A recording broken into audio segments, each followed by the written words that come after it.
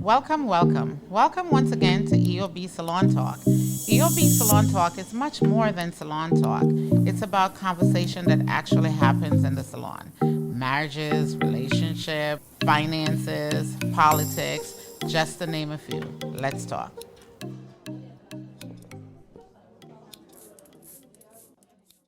Welcome, welcome. Welcome once again to EOB Salon Talk. Today's guest is very special to me. It's an educator. Her name is, would you like to introduce yourself? I sure can. I'm Marion Holley Smith. I'm a dean of students. I've been a dean for over 10 years. I'm just so grateful to be here. Thank you for having me.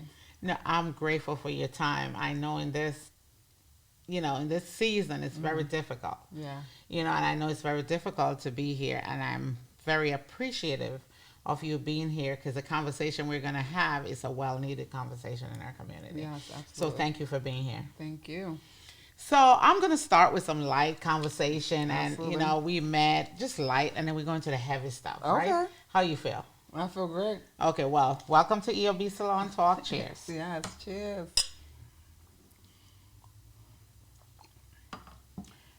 Good. So one of my first conversation was, question. I wouldn't say much of a question, but one of the things I wanted to ask you was, once I decided to do this interview and I realized you're a professor, I like to use the word professor. One of the questions I have, why? Why? Why did you decide to be a teacher? So let me just take you back. I thought I was going to be a teacher before, but then I started the process and I realized how hard it is, how much it takes a toll on you and how much is special. It takes a special person to do what you do. So why did you decide to be a teacher? I think that what drew me to this work has to do with I'm a student of somebody who I feel like I went to boarding school for high school. So let's go all the way back to high school. I went to boarding school for high school, and let's go a little bit back further to middle school. When I was in 8th grade, I found out that I was dyslexic. Always good at speaking, always good at leading. Pretty decent follower in the way of I knew who to follow, who not to follow.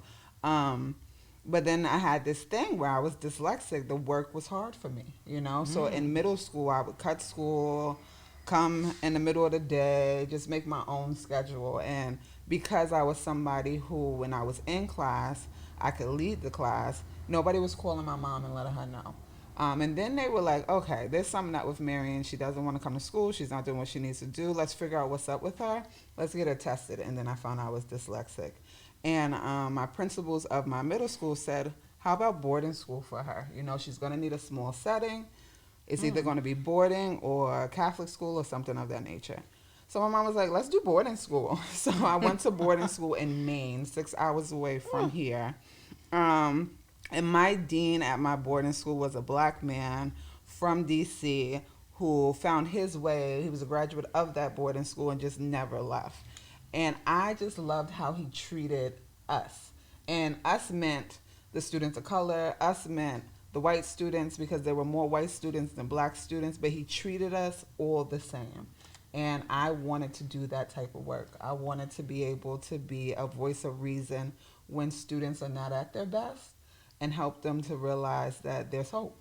Hold on, time out. We got to ask this question. You say you were a dean of student when we started the interview, right? So, but now you're saying you're dyslexic, because for my understanding, right, and people watching, they're like, oh, she's dyslexic, oh, she can never be a dean. You're a dean of student. Absolutely. You're a professor. Yes. And you were dyslexic. Yes. This is why I'm going to enjoy this conversation, because you're breaking a lot of stereotypes that we have in our community. That kids, oh, I'm dyslexic, I'm ADHD, I can't do stuff. So what I hear from what you're saying is that this professor helped you and teach you and nurture you and showed you that, listen, regardless of what's going on, you could be great. Yes. And now you are great. Yes. I just thought I'm you're walking amazing. in my light. Yes. So I know I asked you before why you wanted to be a teacher, but no, I get it. Because I thought if you were dyslexic, that would not be a profession for you. I thought if you have these disabilities, that is called disabilities, you can't be a professor because there's no way you'll be able to. So for my kids watching this that was diagnosed with those issues, what would you tell them? Because I just like cut the interview in the middle because I want to hear that, because I've had friends that says I'm dyslexic so I can't do much, but you just like threw the thing in the glass and break it and said, you could be whatever you want to be. So can you explain that? I think that the biggest thing about when you have a learning difference or a learning disability is to understand, be okay with that, that I am different and there is someone who told me that I'm different. But along with this difference, like I said before, it's like I always was a leader, and I think that being dyslexic, other things are amplified in you. So speaking in front of people not hard for me, but it's hard for the person who's getting straight A's, right? They can't do what I'm doing.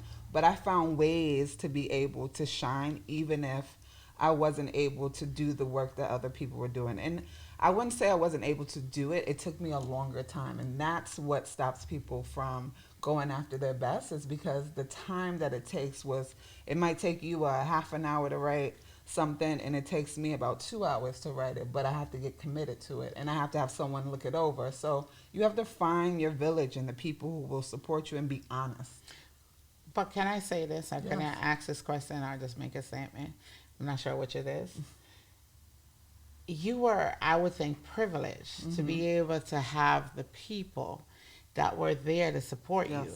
How do we as a people support these kids in say this community that really don't have the resources?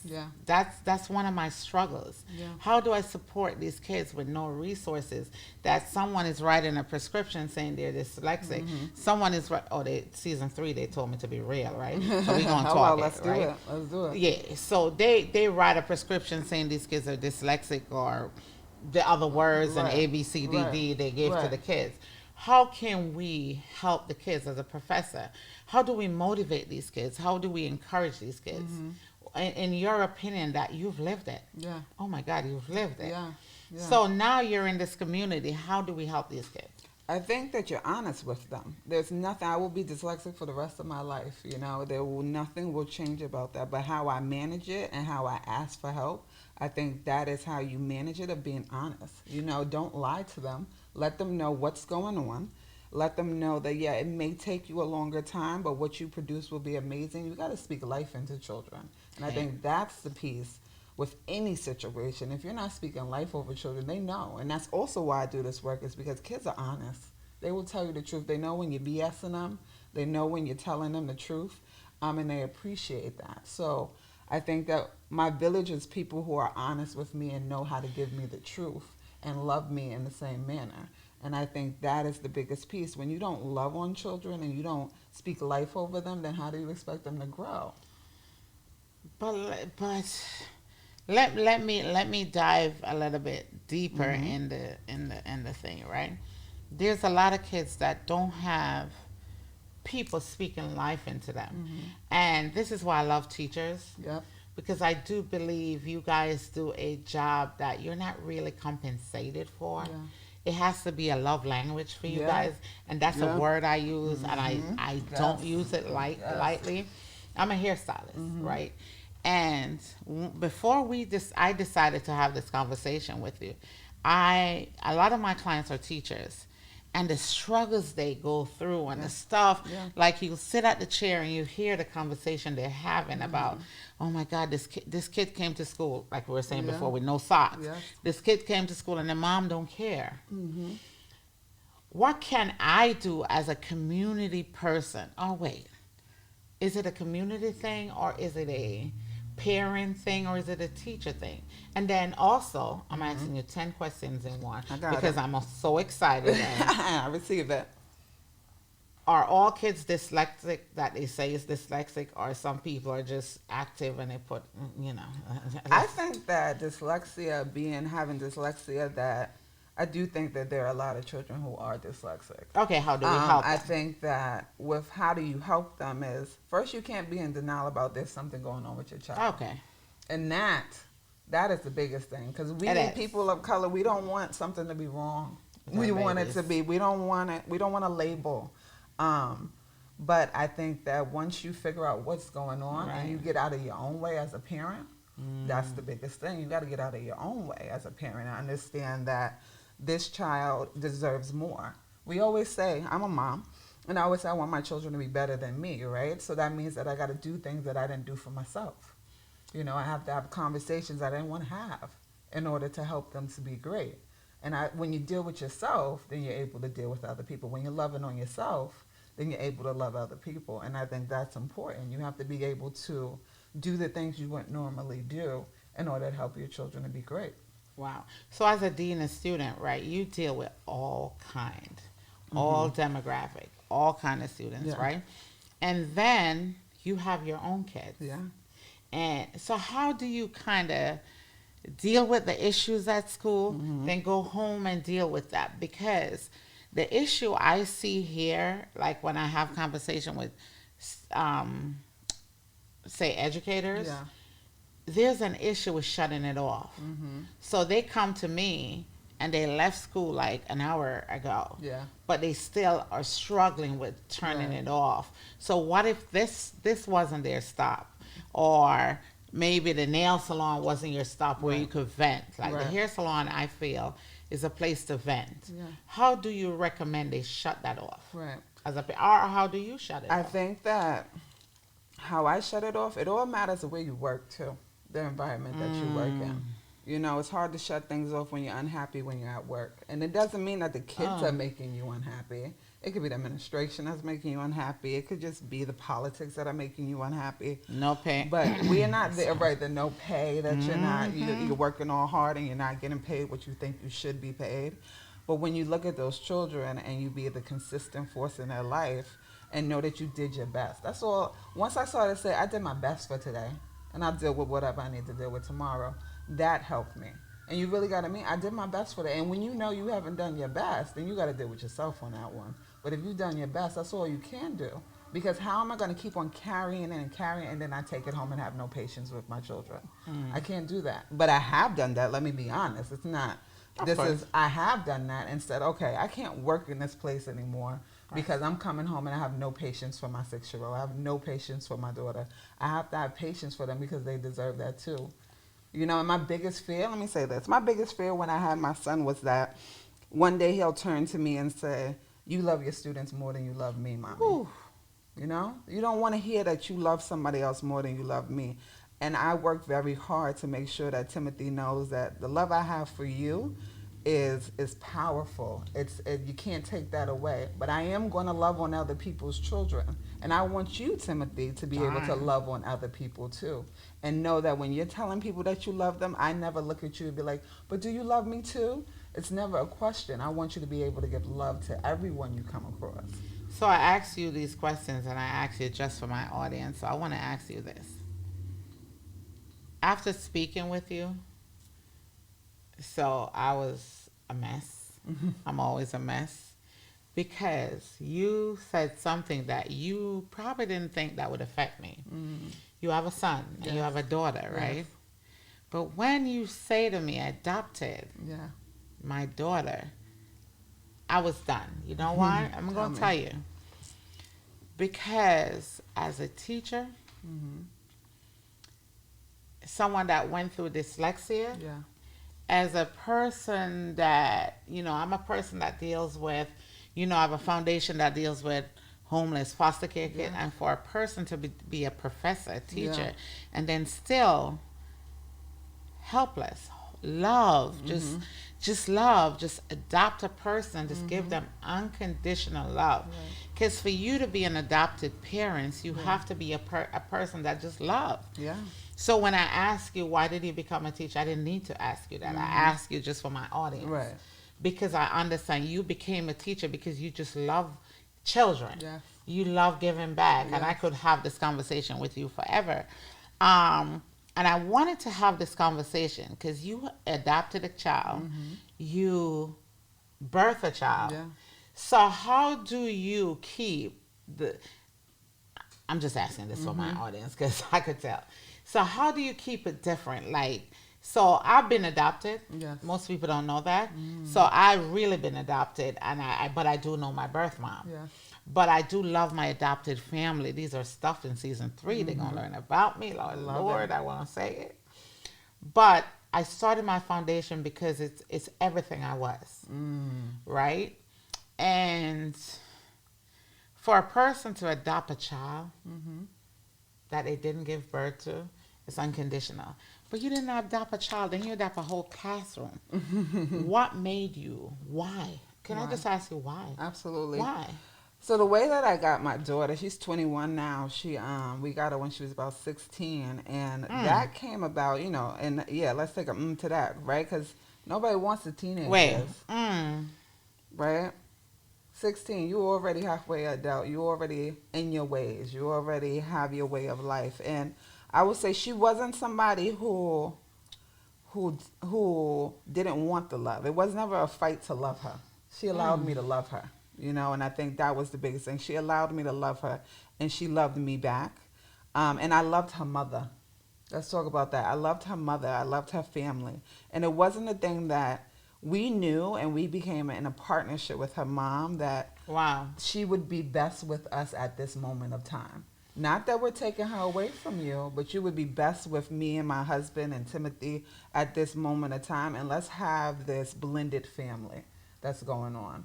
And I had to, don't get me wrong, I had to constantly remind and let her mother know she is who she is because of the 16 years she had with you. She's amazing because of the 16 years she had with you. However, I'm going to help her to be even more great. We're going to work on her to help her to make sure she gets into college, to make sure she does all the things that that we want her to do, all the things that make kids better than us, right? And her mother was at first a little hesitant, but I made her go and have those conversations with her mom and let her know what she needed in order for her daughter to be at her best. Wow. So I think that partnership and telling her mother that you're not less than because we're taking her in. We're taking you in the family in. We just want to have her live in the house with us right now. And I think that was it. It was the biggest piece is that she allowed me to love her, and she loved me back. This was supposed to be a light conversation. This was supposed to wear the tissue, right? Yeah, like you're just driving it because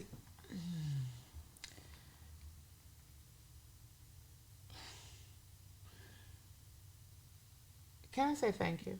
You're welcome. Because most people don't understand that sometimes all a kid needs is just love. That's it. And just it doesn't matter their issues or what they're going through. And I'm talking to you and I'm like, why am I crying? I'm a mess today, right? I said on season 3 I was never going to cry. Thank you. See, you did that. You're welcome. Welcome to season 3. But season 3, what I learned through doing this podcast is that you have to be real. You have to be real with yourself. You have to let your audience know who you are and where you've been through. And when I saw that, I breathed for a lot because I have about 50 questions to ask written here. But that to me was like it tugged at my heart because I do work with foster care and homeless kids. And after a certain age, people don't want to be bothered. People don't want to give them the love they need. And people say, oh, they're going to be rude, they're going to be bad. And we turn our back on the kids that could be so great only because they needed some love. So that really, really tear me up. So I got to turn away from that. I got to turn away from that a little bit. But let me ask a couple questions because this question I'm about to ask is quite important. Yes. So as a professor, as a dean of student, I have to ask that because of the season we're in. How do you deal? I'm going to ask you some here questions too, just so you know. So just be prepared for them here questions. How do you deal with kids in COVID? These kids are going up and down. They're having classes online. And you have attention deficit disorder. You can't sit still. You can't. How do you deal with those kids? And I'm going to ask you a 2-part question. Just shoot. Okay. it's not only the kids that's dealing with that. Nope. The parents are. Parents. The teachers are dealing with Yes. it. So how do you deal with that? I think that we got to go back and think about when I was learning. My degree is not in education. I was a journalism and a media studies major. So I think that yeah. So that's how dyslexic. Didn't even go to school for education. Now I'm in education, right? Hey, girl.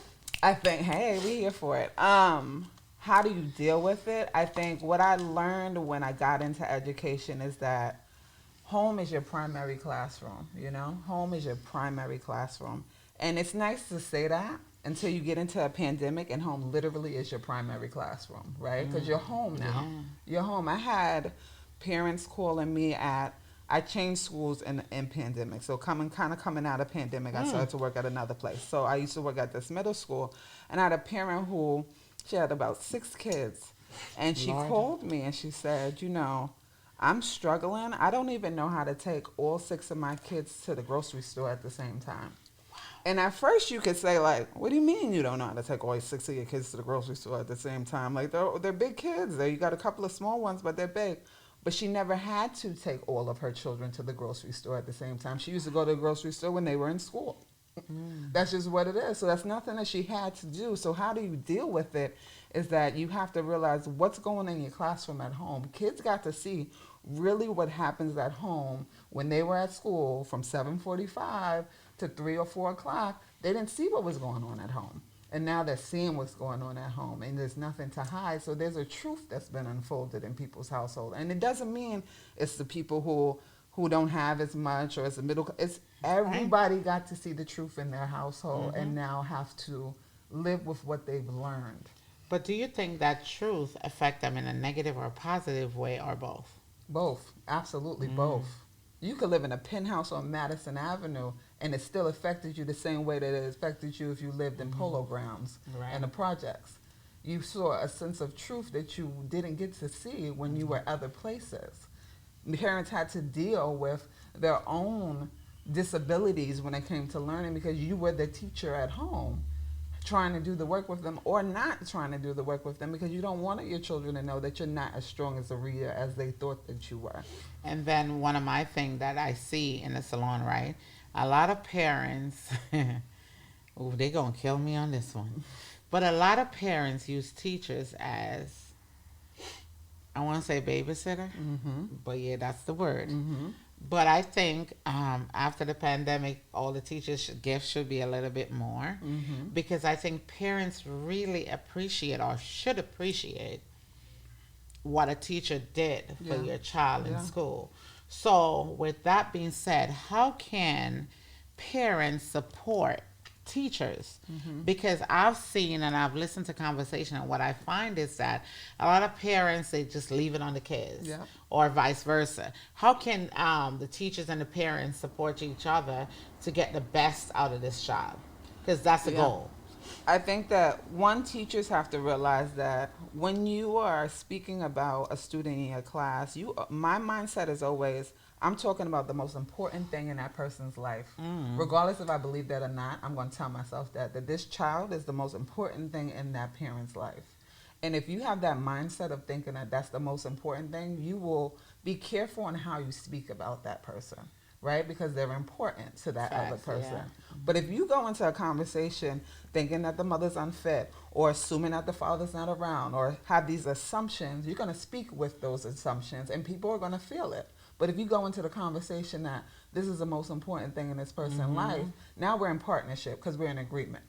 I'm going to assume that you had a conversation with your child. I'm always making assumptions, positive assumptions when I'm talking to a parent. So if I'm calling a parent and I'm talking to them about your student being late on a consistent basis, I'm going to assume that you're getting your child up, but something's happening in between. So I'm going to say, I know that you get your student up. I know that you have these routines. And then I allow the parent to correct me and say, no, they get themselves up. Or no, they don't, so that this gives them an opening to be able to have that communication. Now, on the parent side, you have to feel like you're in partnership with the teacher, that the teacher cares about your child. So you ask the questions when they're saying things that are negative or challenging about your child. I would stop a teacher and say, tell me 2 things that you think is great about my son or daughter. and wait for it. Now, if that person can't tell me two things that is great about my son and daughter, now we need to talk about this in a different way, because you don't see my child's greatness. Tell me two things that you think is great about my son or daughter. Mm-hmm. And if they cannot do it, then now it's a different type of conversation.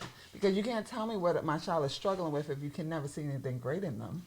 So let me ask you, as a partnership, so basically what I heard from you is that, and correct me, mm-hmm. is that parents and teacher need to be in partnership. Absolutely. We're not fighting against each other. We need to be in partnership in helping your kids. What has been the biggest struggle you see mm-hmm. With parents and teachers? I think the biggest struggle is that when one standard is higher than the other, right? So when the teacher standard for the child may be higher than the parent standard for the child, or the parent standard may be higher than the teacher standard for a child. We all have standards, so we got to find in the middle. I might be seeing your students show up in one way in school that they show up very differently at home. And it could be good, it could be challenging, either one. Note that I'm not using bad, because I don't think kids are bad. Okay. I think they have challenges. I think they do things that's not their best. But there's nothing bad about you. You're good at your core. You're great. Everybody's great. Everybody has greatness at their core. You just do some things that are not your best. Facts. Right? So I think that that's the piece of understanding where's the standard that we have for this person that we're speaking about, and how can we help them meet that? So with that standard, I shouldn't say with that standard, but let me ask this question in a different way. Mm-hmm. Do you think there's a difference between public school kids, Lord help me, and private school kids? Absolutely. Because I have my view on it, and I'm going to speak it, but I'm not knowledgeable. Okay. But so let me get it from you. Let me not say nothing and get it from you. I think there is a difference between the two, and I think that the difference, one, point blank, one, you're paying to go to somebody's institution, right? Somebody's school, and the other, you're getting it for free. And I think that when you get things for free, you get things for free. It depends on, now you're working off of the standards of what this public school stands for, what this charter school stands for, what they say they're going to do for my child. At this private school, you have the same thing. Like, yeah, they believe in this, they believe in a progressive education, and there's a different type of conversation when you're calling to find out if you're doing what you said you were going to do. Now, I'm paying you $52,000 for my child to go here. I expect you. Now you're working for me. It's a sense of like, now you're working for me. And that's the piece that's important, of understanding that I'm paying this money for my child to go here. So there's an expectation that they show up. There's an expectation that they're learning. There's an expectation they have these experiences. But when you're in these public schools or these charter schools, there's a sense of gratefulness, especially when it comes to a charter school, that they go into communities and that the communities are grateful to have something different, right? And sometimes when we get grateful, we forget to ask the questions to make sure that it's worth it. And sometimes we don't even know what the questions are because you've never experienced something like this. The building is better. The books are sharper. So you just think that's enough, but they deserve so much more. Okay, but I want to ask this question. And it may not be a popular question. I pay a lot of taxes. So, in my opinion, I have no kids in school, but I do pay a lot of taxes. So, I believe if you're a homeowner paying a lot of taxes for kids to go to public school, right? Correct me if I'm wrong, that's going to help with the public school and the kids going in public school. Shouldn't I have the same expectation of my child when I'm paying a student? What's the head of the school thing again? The principal. Not the principal, because he's over everything. Oh, Lord. Private education?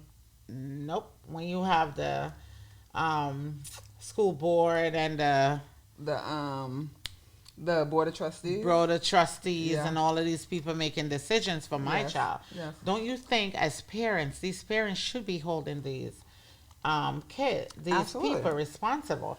Because I'm paying just as much through my taxes. In my opinion, through my taxes. And forgive me for my ignorance, but I'm just saying, I could be wrong. Yes. Shouldn't they have the same expectations, though? Absolutely, and I think it takes you going to ask those questions. The thing is that sometimes parents just don't know what to ask. And that's the piece. Like, what am I supposed to be asking these people when I'm just grateful that they're getting a better education. I'm just grateful that they get to be in school from 7:45 to 4 o'clock, and their uniforms are sharp, and their books are new, and their book bags match, and all these great things. And they have these teachers who have been places and done things and graduated from these wonderful universities and colleges, right? And people just get really grateful in a place that they don't ask the questions of like, okay, but how many of your children are, you say that 95% of your students go to college, but how many of them finish? And in that order.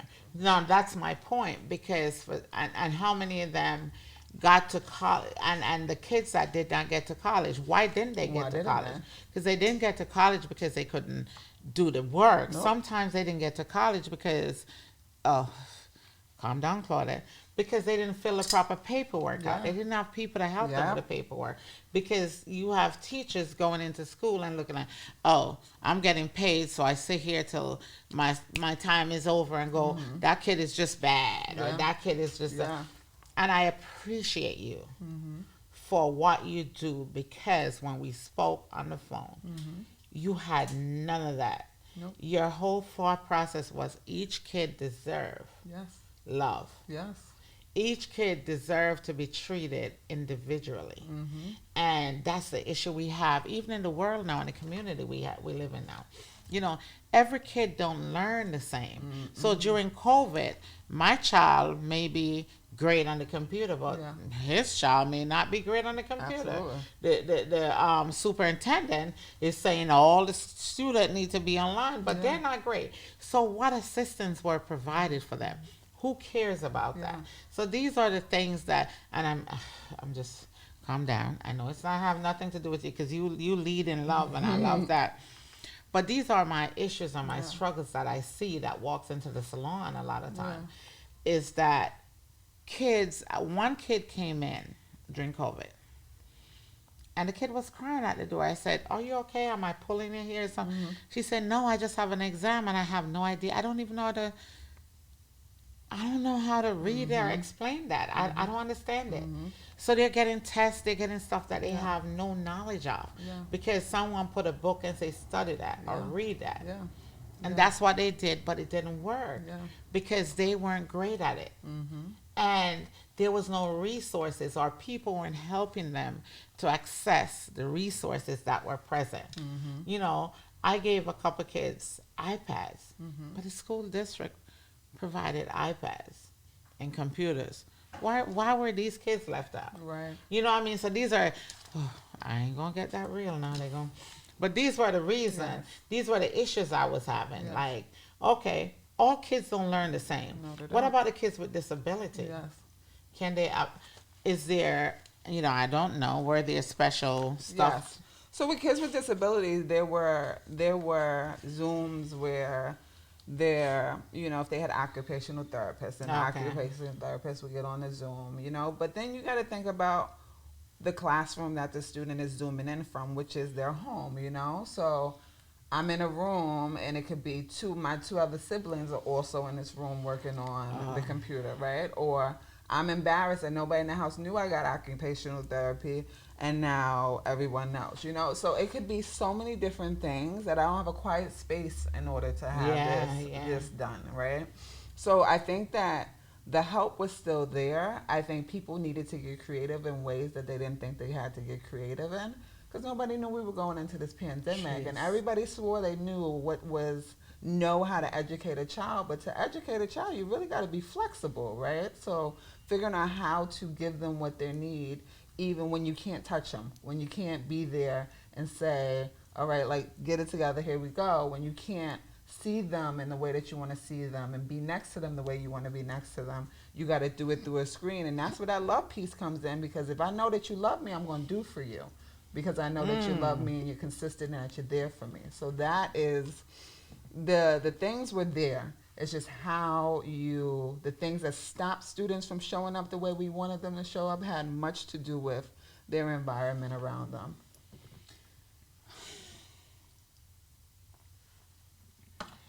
I 100% agree with you with that, but what can we do to change? What can we do? The Because I do know kids in certain areas and certain, it's different. So I don't know. What can we do to change that? I'll say love. I'll start with that because you taught me that. As a female, we're going to get on that. That's another question. But what can we do? What can we do to change that? I think that first we got to know that it was a problem. You know, in order to change anything, you got to realize it's a problem. Nobody's going to change anything if they're making excuses saying it wasn't a problem.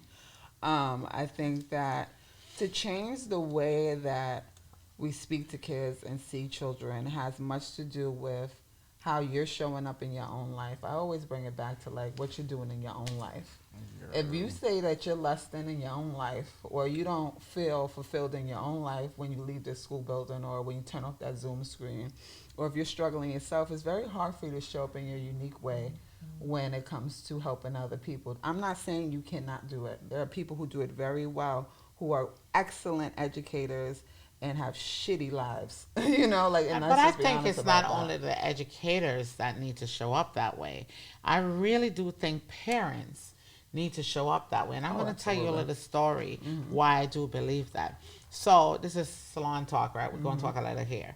I have a young lady that came in to get their hair done, and she was so I love your hair, by the way. Thank you.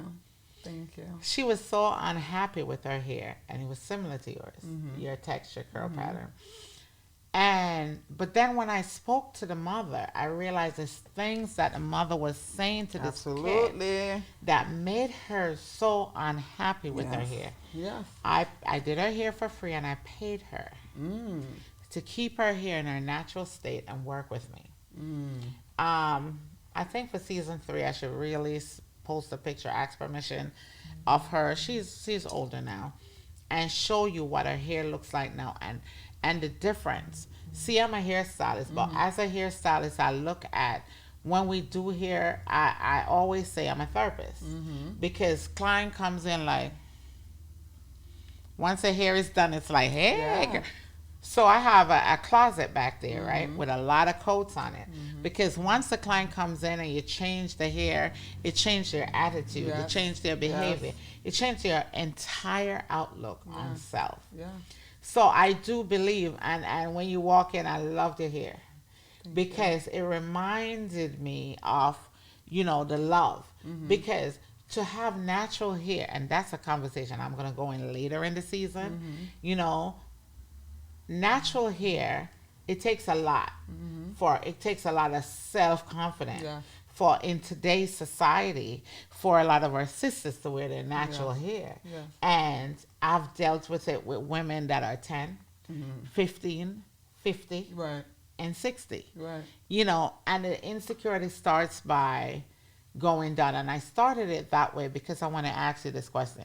This being, what they call it, National Women's Month, I just think it's always National Women's Month. I just think that. Just the way I think it's always National Black History Month, I'm just saying. But it's just me. Who did you look up to as a person growing up? Who was one of your role models that get you to the point where you are? Because it has to be somebody. Because you just didn't get that by yourself. Because I ain't gonna be. No, it has to be somebody. And then I'll ask you the next question. But who was one of your role model that really get you to be this confident, beautiful sister you are? I think. Thank you for that. It would be my mom, and I want to say that. You know, in a way of, it wasn't always my mother, but it's my mother. And I think that it's my mom because she's the person who taught me how to ask for help. She was somebody who, she struggled with raising us in a way of finance. You know, she was a dreamer, she was an entrepreneur. And I think that was a struggle, but we never felt poor. We never felt less than, but she was able to find people to give us experiences. She was able to ask for what she needed, and she would always say, Marion, all they're going to say is yes or no. That's it. That's all someone can say to you. So can I thank your mom? I want to say thank you to your mom because the woman you are today is what history, what is it? Women's history. Women's history. That's what a woman should be. Woman should be somebody that loves, that gives back, that that teaches us something great. And Absolutely. you're doing that. You're molding the great minds of our student. And I think also, unfortunately, teachers are underpaid, Mhm. underserved, and that's Mhm. a community that, Mhm. when you think about it, and this is how I always say, teachers teach our presidents, Mhm. they teach our lawyers and Mhm. doctors, but Mhm. you pay less than they do. Yeah. So sometimes I have issues with that, but that's for next conversation. Yeah. I really do have issues with it, but thank you for your service, because Absolutely. teachers should be thanked for their service. So I thank Absolutely. you. Thank you. But I love your shirt, but I'm Thank gonna ask you. you because that may not be it. So give me a black female that inspire you. Mhm. I love your shirt because she inspires me Yes, too. Harriet Tubman. Yeah, but give me one of, it's still Black History. Yes. Um, Give me a black female that inspires you and why. A black female that inspires me. Hmm. And it doesn't have to be old; it could be today. Okay, and I'm not even gonna give you somebody who's famous. No. I wanna give light to somebody who's in my life that does inspire me. I have a friend, Jessica. We went to college together. Mm-hmm. And she was actually I went to Bennett College for Women in Greensboro, North Carolina. Hey. It's HBCU. Yes, Bennett Bells do it well. Um, Jessica, she inspires me because she is a mom of one, two, three, four, five children, right? And her husband recently passed away and died in a motorcycle accident. Mm. And the way that Jessica has been getting used to her new normal now that she doesn't have her husband is very inspiring to me because she is showing up for her girls and her son in a way that is just allowing them to see that struggle and death is always going to come. How you recover from death is the lesson in it all, right? How you remember what that person has done for you and how they showed up in your life and how you honor their memory.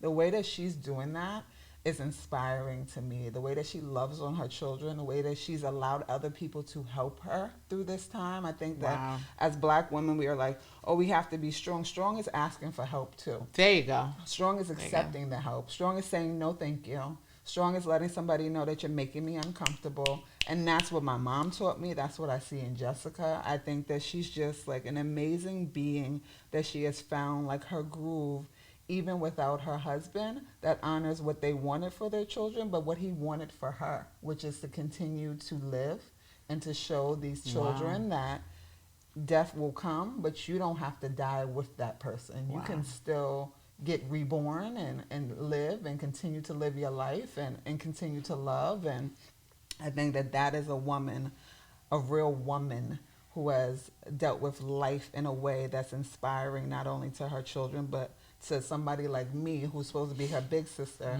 but is definitely inspired to be a better me because of that. So I want to say thank you to Jessica. We've Absolutely. never met, but you just made Jessica, one of my favorite person, because it takes a strong woman to deal with death and family and handle it with courage and pride. And I think too on Women History Month, that's what we need to do. Too many times we elevate or celebrate, I would say, people that's been elevated and celebrated, right? Absolutely. What we need to do is celebrate it is Jessica. Yes. Jessica, we appreciate you, Absolutely. what you're doing, and we all need to give Jessica a hug and, Yes. Love surround them. Jessica, Yes. love on Jessica. And I love you because you lead with love. Yes. And I appreciate you. When we were introduced, we spoke on the phone. When we were introduced, I was told a lot of stuff about you, right? But I wasn't told about you. See, I don't think the person that introduced us even know you. We're like kindred spirits. Yes. Like, Cut and from we the same spoke, and I'm cloth. like, I will talk later, girl. I will talk when I get you. And she texted me, it's like, oh, don't text me that. We got you. Yeah. Because it was so, you are so inspiring and so powerful. But what is one of your most powerful quotes you have? Oh, I have two. Joy comes in the morning, Don't you? and my deepest fear is not that I'm inadequate, but I'm greater beyond measure. Those are my two. like I said, we kindred spirit. All right.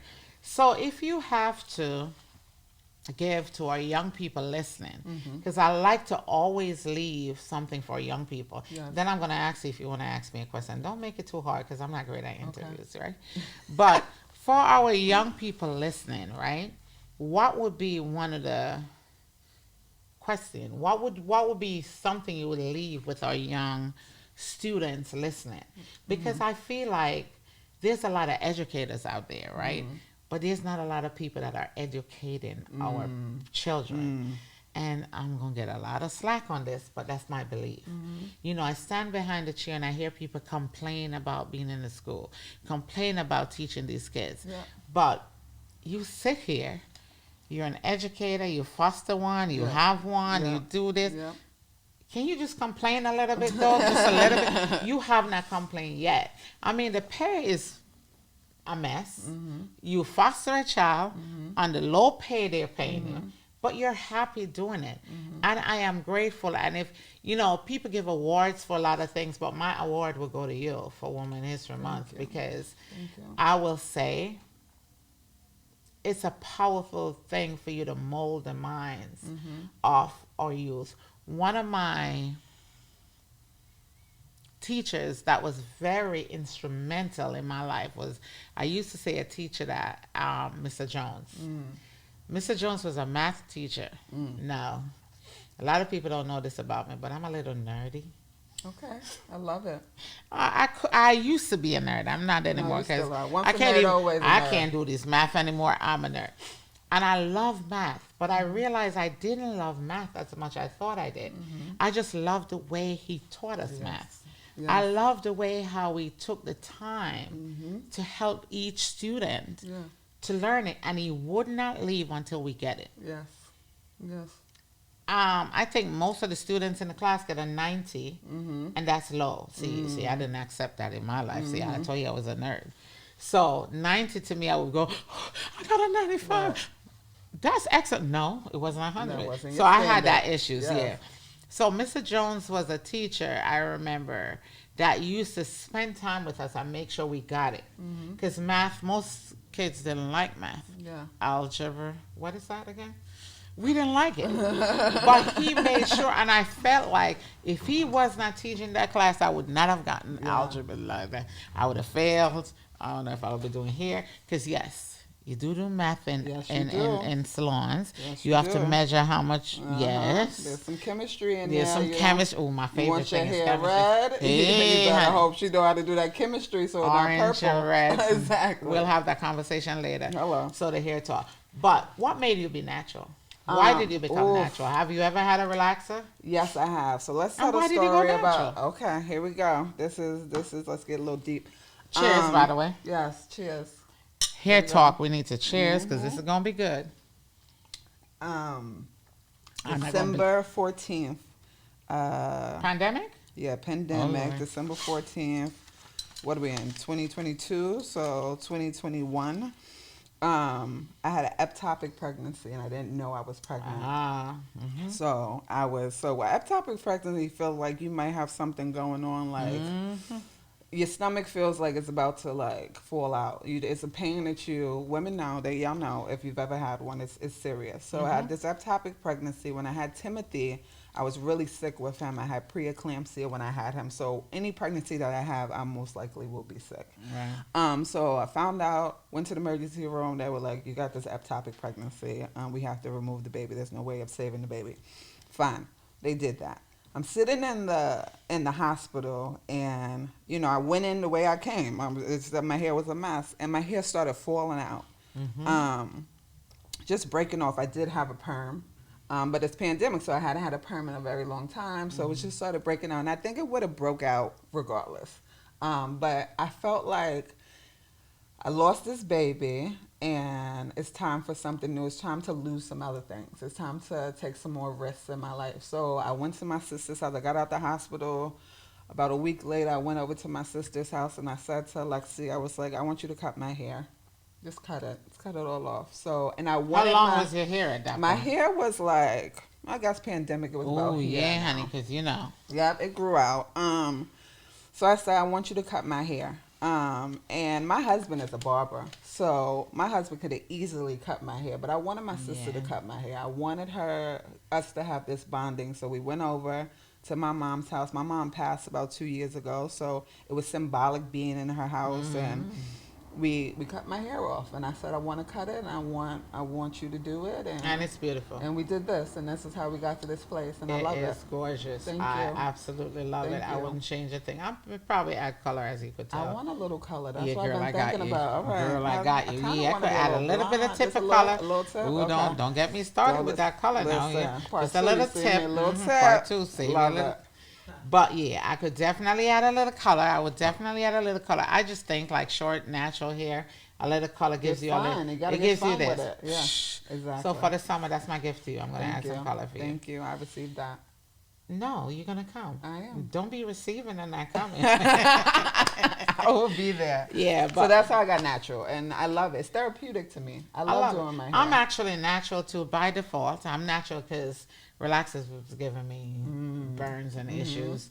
And then, as a hairstylist, I like change, so I could be red today. Exactly. Maybe next week I'll be blonde. You never know. I'll be curly tomorrow. You just never know. I may just wear my hair the other week. You just never know. So this is what I love about being a female is that we could do that. We could play with that. Yes. And for Black History Month, we should bring on females that is comfortable just being themselves and like you are.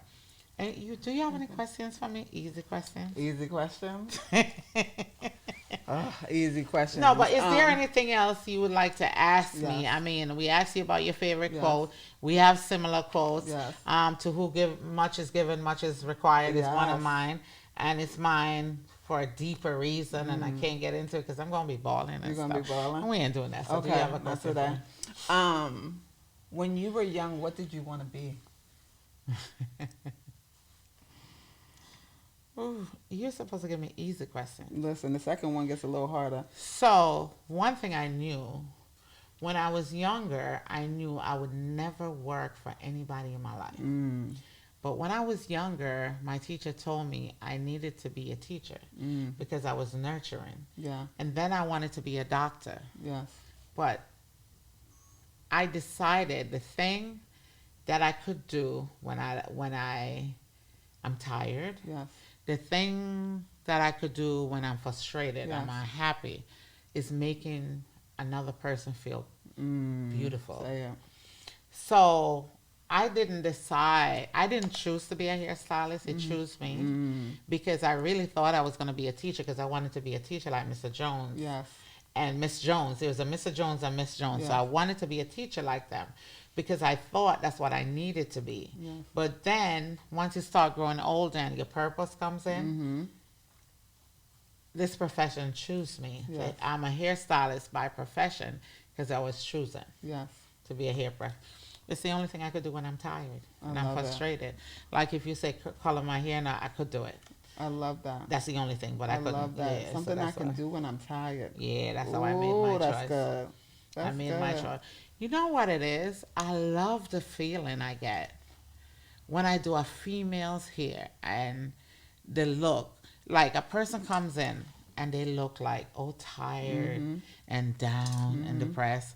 And I do their hair and they look like, oh my God, let me put some makeup on, girl. Oh, I'm about to go out somewhere now. Yeah, I gotta go out. It's a confidence builder, and it's an opportunity. So I thought, me being a hairstylist, I'm just gonna style people hair, but it's not. It's very therapeutic. I'm a counselor. I spoke to a young lady once. I did her hair. She was happy. She said, thank you. And for some reason, it's a spiritual thing. Because I was speaking to her, and she said, can I talk to you in the bathroom? No. I was a little bit funny about that. I said, is everything all right? Do you need me in a female situation? Right. She said, no, I just want to give you a hug. She said, I was going to leave here. This is why I'm still a hairstylist. That lady, I hope she watched this podcast and remember this. She said, I was going to take my life. But after you did my hair and you were saying some stuff to me that I don't remember, she said, you make me feel wanted. Yes. And you make me feel important. Yes. So I realized I had a lot to live for. Absolutely. Can you imagine just style, just shampooing and curling somebody's hair, and it gives them a purpose. Yes, I can. I never thought that was about that. I thought it was about making you cute. Right. You know, but for me, she's saying that. I remember I was working in New Shell at the time. And she said that, and I'm like, gosh, I can't give up on this. Yeah. I have to, because I have to save more people. And I'm sure a lot of hairstylists could give you stories. Absolutely. That could tell you. It's very therapeutic. I've counseled. I've had marriage counseling. I've had relationship situation. We're not married, but situation. Yes. So I've been through a lot with that. So thank you, God. That's why I do what I do. Absolutely. It was given to me. Not I didn't choose it. It chose you. No, did not choose it. I was gonna be a doctor or a lawyer or I was that smart. Absolutely. Still yes, are. I was. Still are. I was gonna be a lawyer. Actually, I thought I was gonna be a teacher or a doctor. That's what I did. And then I'm like, lawyer. I talk a lot. I was gonna be a lawyer. Yeah. Could have been a lawyer. I talk a lot. Definitely could have. Definitely could have. You ready for my next one? Yeah. Oh, we have more. Yeah. You said I asked you some I was questions. talking a lot, so you didn't ask me. Yeah, that's what you thought. All right, go ahead. Who believed in you when you didn't believe in yourself? Ooh.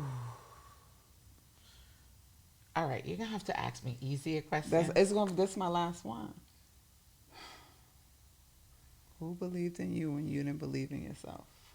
The problem with that question is most people didn't believe in me. The problem with that question is that I had to believe in myself because I create. I need tissue. This is so. So I think I'm who I am because nobody believed in me, right? Because,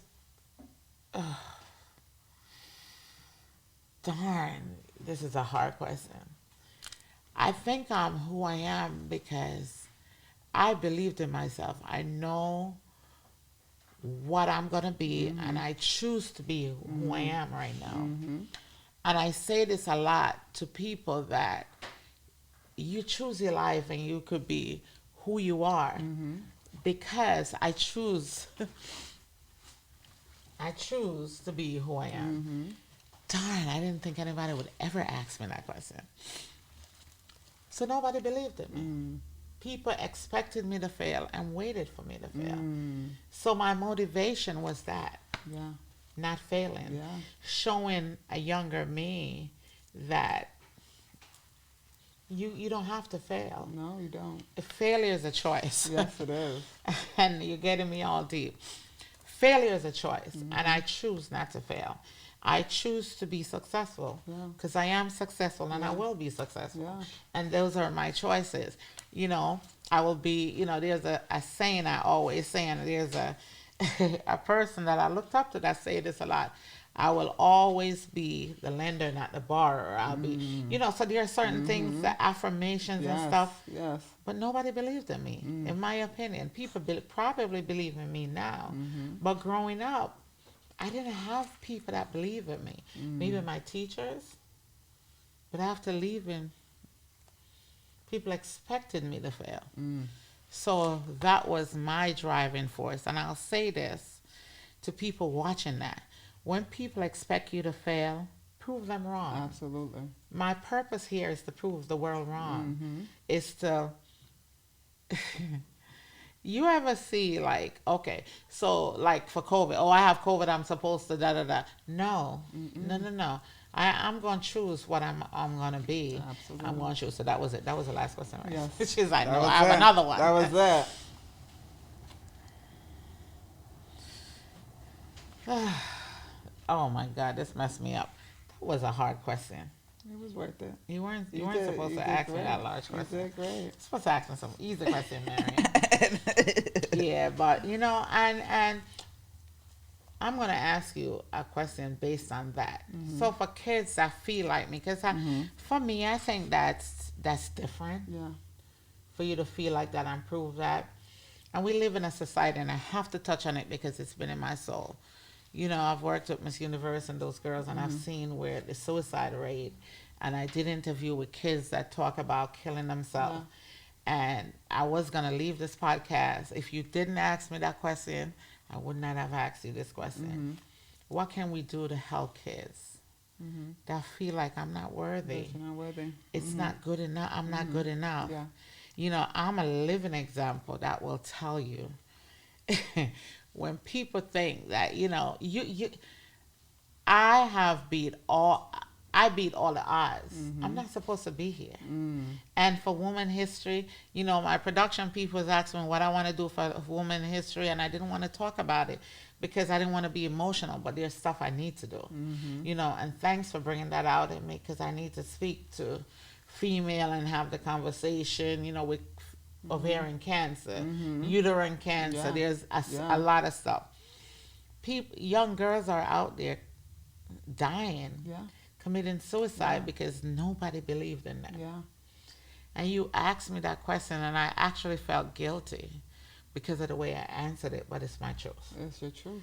So what I'll say is, if there's a child or somebody out there that feel like you're not worthy, you don't want to be here, look at me.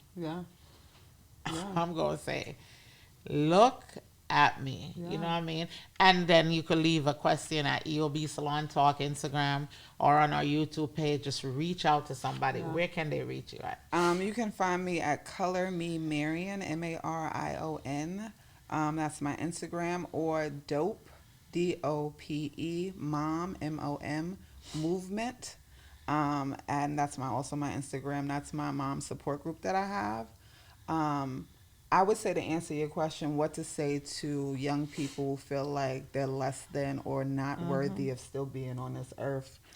I think one thing that I've always been told, and I learned this from my godmother, is you got to love you more than anybody else in this world. And hence that I said this world, because love the Lord if that is where you are. Love the Lord, that's important, absolutely. But love you more than you love anyone else in this world, because if you love you, then you know how to love other people. And I also think that it's super important that you understand that people will doubt you, but you don't got to doubt yourself. And when we talked about the finances and working in education and people not making a lot of money, I make good money. I make good money because I know my worth. I don't have a master's. I do have a degree, but I make good money because I advocate for myself, and I know my worth. I know how I can change somebody's life. She just said she knew her worth. Know your worth. Know your worth. Know your worth, and know that this world won't be the same without you. You know, when you leave this earth, you want to leave a legacy, and know that you taking your life or deciding that it's not worth it anymore, that you're changing people's lives when you're gone in a way that you could have still been alive. And know your worth, love yourself more than anybody else in this world, because then you're able to love on other people unconditionally and in a way that's real and a way that's consistent, and you'll change people's lives that way. So that's what I would say. It's just know your worth, love yourself more than anyone in this world, and live. And forgive yourself. You do things, forgive yourself. Forgive yourself first. Forget about the other people. Forgive yourself for allowing that to happen to you. Forgive yourself for making that choice. Forgive yourself first, and when you forgive yourself, you're able to forgive other people. Don't let those people who hurt you have space in your mind. Forgive you.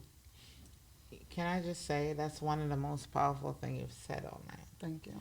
Forgive yourself. Forgive yourself. Love yourself. Love yourself. And allow yourself to live. Yes. You know, when you asked me that question, I paused, and it was a silent pause, because, you know, as a young girl, there were times I didn't love myself either. Absolutely. There were times, you know, that I looked at certain scenarios and, oh, you're too round, you're too fat, you're too fair, you're too this, and you're too dark, you're too this. But overall, I'm still beautiful regardless of what you think. Absolutely. You know, so you have to get to that point where you acknowledge that and you accept that. Yes. Accept yourself for who you are. Absolutely. Is what I learned from what you just said. But I want to thank you. Thank you. It's been a pleasure. Pleasure.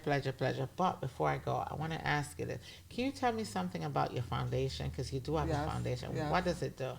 Dope Moms Movement. So DOPE stands for driven, optimistic, positive, and empowering. And It's a mom movement. And when I had Timothy, I said I had preeclampsia, which is high blood pressure when you're pregnant. It really, long story short, the baby's salty. It's making you salty, and it can kill you.